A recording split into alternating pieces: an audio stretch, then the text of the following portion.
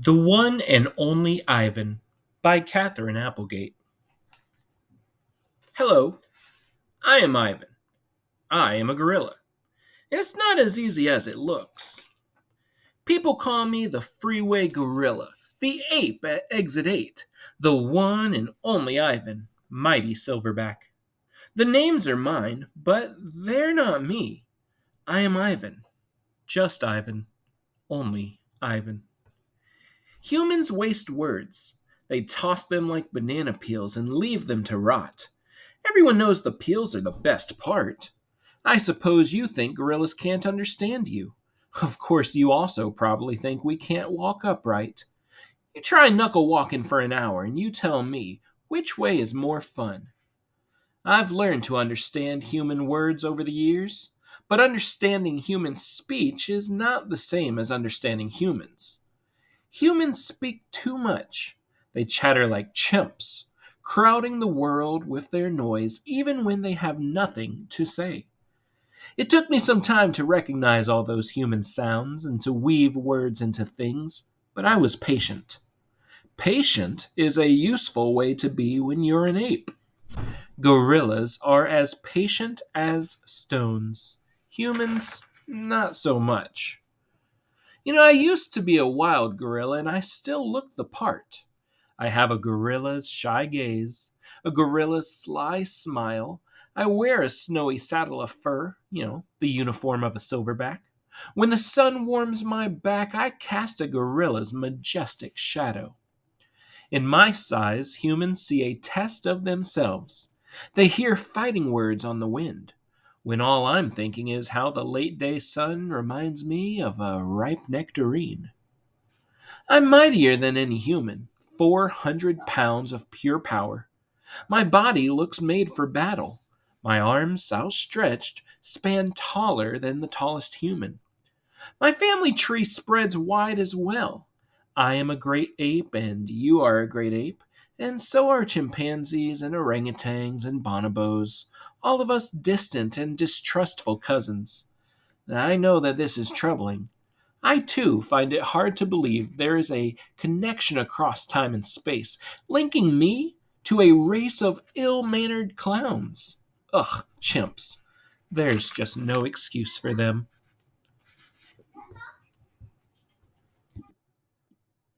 I live in a human habitat called the Exit 8 Big Top Mall and Video Arcade.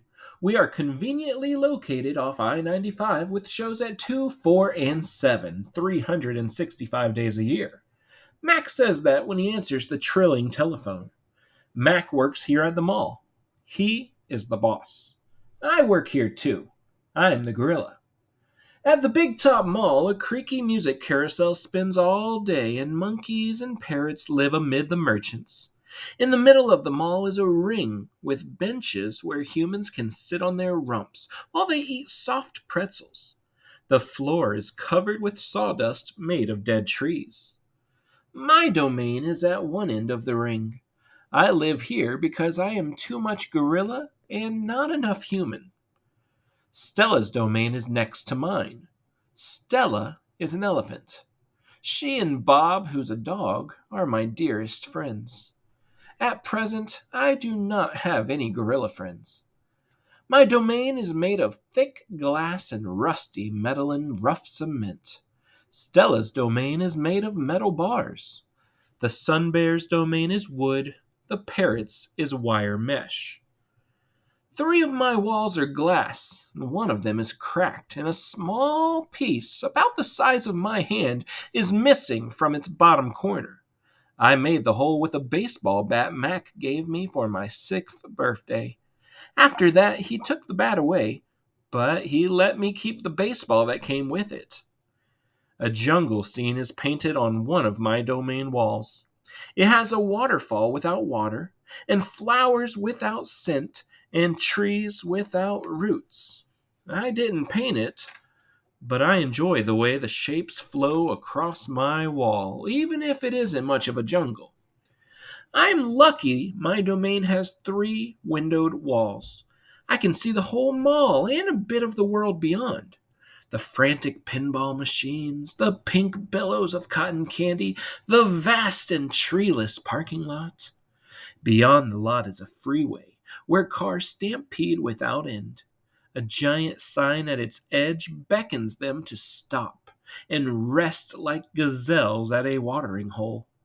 The sign is faded, and the colors bleeding, but I know what it says. Mac reads its words aloud one day. Come to the Exit 8 Big Top Mall and Video Arcade, home of the one and only Ivan, mighty Silverback. Sadly, I cannot read, although I really wish I could. Reading stories would make a fine way to fill my empty hours. Once, however, I was able to enjoy a book left in my domain by one of my keepers. It tasted like termite. The freeway billboard has a drawing of Mac in his clown clothes and Stella on her hind legs and an angry animal with fierce eyes and unkempt hair. That animal is supposed to be me, but the artist made a mistake. I am never angry. Anger is precious. A silverback uses anger to maintain order and warn his troop of danger.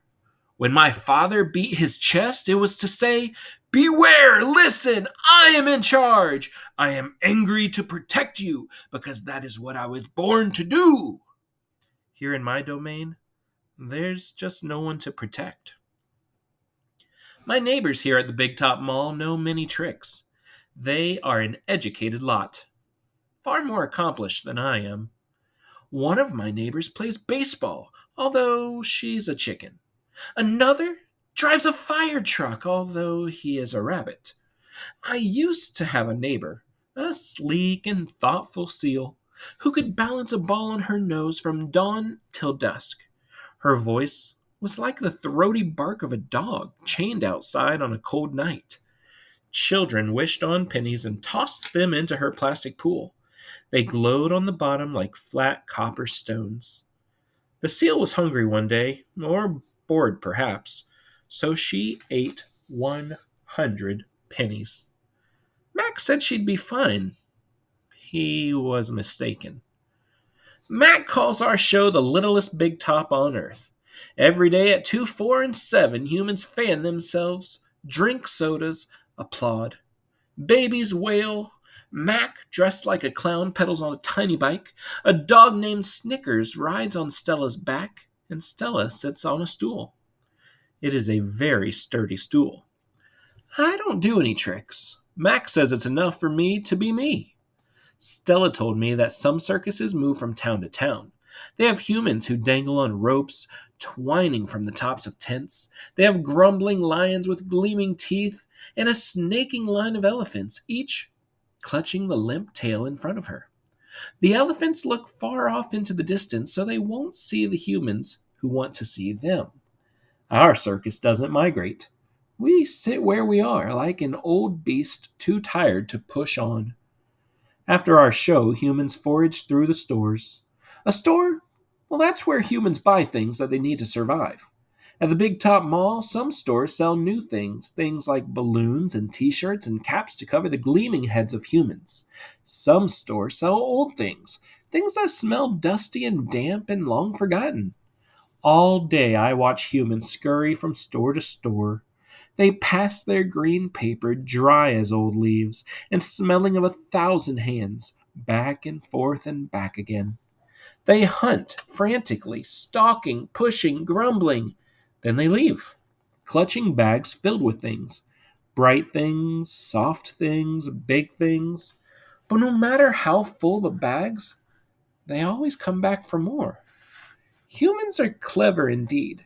They spin pink clouds that you can eat. They build domains with flat waterfalls, but they are lousy hunters.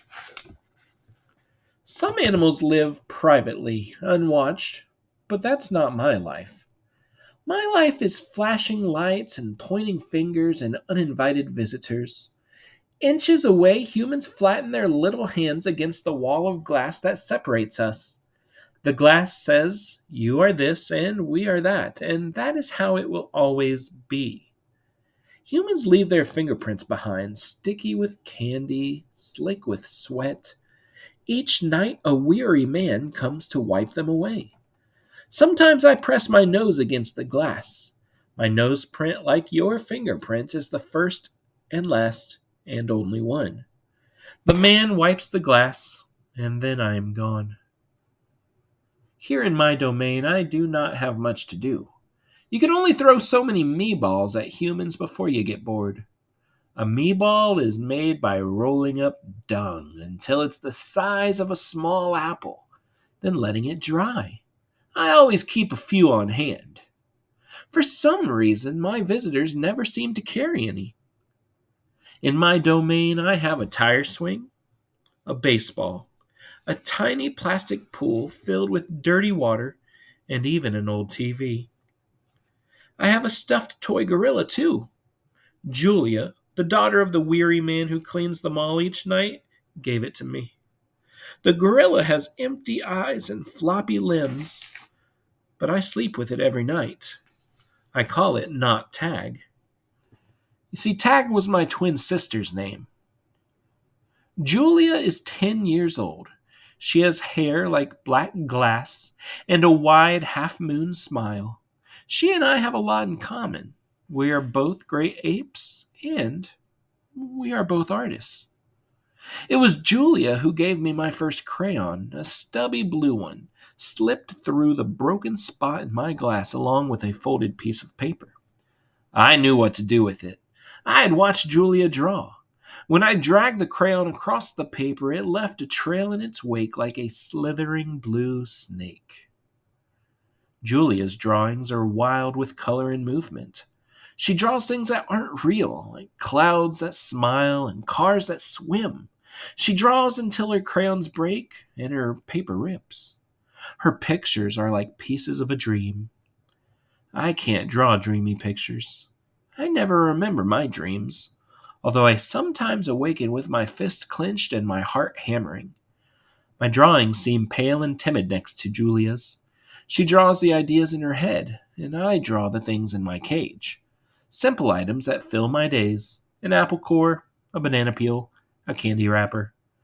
Although I often eat my subjects before I can even draw them. But even though I draw the same things over and over again, I never get bored with my art. When I'm drawing, that's all I can think about. I don't think about where I am, about yesterday or tomorrow. I just move my crayons across the paper. Humans don't always seem to recognize what I've drawn. They squint, cock their heads, and murmur. I'll draw a banana, like a perfectly lovely banana. And they'll say, "Oh, it's a yellow airplane." Or, "Oh, it's a duck without wings." That's all right, I guess. I'm not drawing for them. I'm drawing for me.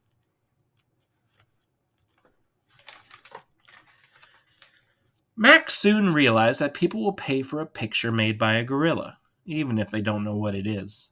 So now I draw every day. My works sell for $20 a piece, $25 with a frame, at the gift shop near my domain. And if I get tired and need a break, I'll just eat my crayons. I think I've always been an artist. Even as a baby, still clinging to my mother, I had an artist's eye. I saw shapes in the clouds and sculptures in the tumbled stones at the bottom of a stream. I grabbed at colors: the crimson flower just out of reach, the ebony bird streaking past. I don't remember much about my early life, but I do remember this. Whenever I got the chance, I would dip my fingers into cool mud and use my mother's back for a canvas. She was a patient soul, my mother. Someday I hope I can draw the way Julia draws, imagining worlds that don't yet exist. I know what most humans think. They think gorillas don't have imaginations. They think we don't remember our past or ponder our futures. And come to think of it, I suppose they have a point. Mostly, I think about what is and not what could be. I've learned not to get my hopes up.